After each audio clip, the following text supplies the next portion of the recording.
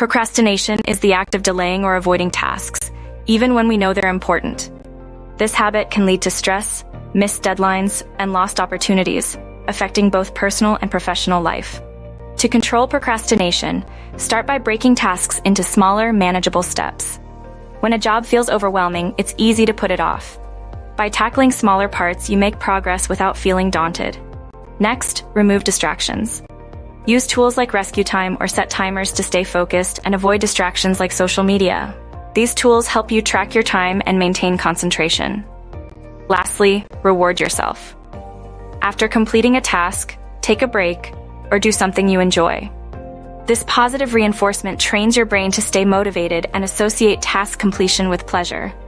Beating procrastination is about building small habits that lead to big results. Consistency is key. By incorporating these strategies into your daily routine, you gradually develop a more disciplined approach to tasks. Start today and take control of your time.